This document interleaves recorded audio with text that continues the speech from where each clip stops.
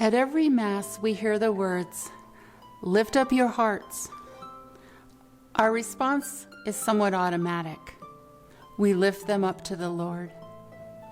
But this phrase, known as the Sursum Corda, is nearly 2,000 years old.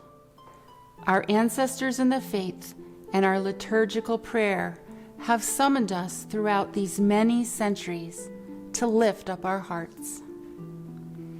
What does this mean in our times today? Recently, in these dark days, our hearts are heavy and need to be lifted up more than ever. The pandemic has affected so many families. We all know someone who has been sick, perhaps seriously, or even suffered and passed away. And the political strife in our country has certainly been overwhelming. Many people have lost their jobs, and many families are hungry. These are difficult days indeed. Yet, we can hear the echoes of the ancient voices of the earliest disciples and those through the ages calling out for us to lift up our hearts. Many of these early Christians clearly suffered too, so this reminder is particularly meaningful at this moment. It is a strong imperative for us to be hopeful right now, in the midst of the sadness, the isolation, and the anxiety we feel. But we don't raise our hearts in hope alone. It is by the grace of God and the faith-filled support of the community of saints and our whole Christian family that we do so. Today in our reading from the prophet Isaiah, we are reminded that things can change for the better. Isaiah offers to us the vision of hope in daily life. Lebanon will become an orchard, then a forest. The deaf shall hear the words of a book. The blind shall see beyond gloom and darkness.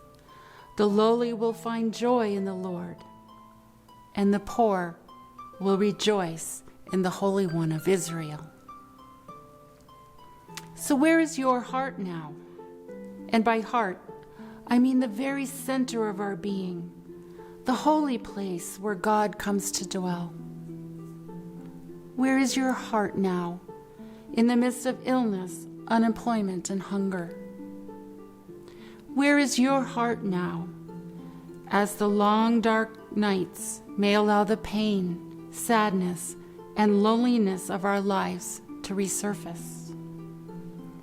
Where is your heart now, as the Church invites us to journey through Advent toward the joyful birth of a child and the redeeming love of a Savior? Where is your heart now? Can the ancient call of the holy ones of God invite you to lift up your heart? Can you let your heart be lifted up to God as a sacred offering? Let your heart be lightened and enlightened with God's grace. Remember, we are not our circumstances. We are beloved and blessed children of God. We are the living reality of Advent, the waiting, the solitude, the expectation of something better, the coming light. Hope within us will rise up with a steadfast faith in the Lord, who both loves us within and beyond the current situations of our lives. I asked the children in our RCIA process, what does hope mean? Honestly, I was surprised by the wisdom of their answers. Not one of them framed it in terms of something they wanted, like, I hope for an Xbox at Christmas. They all seemed to understand that hope is very much bigger than that. That hope is a blessing from God, with and for everyone.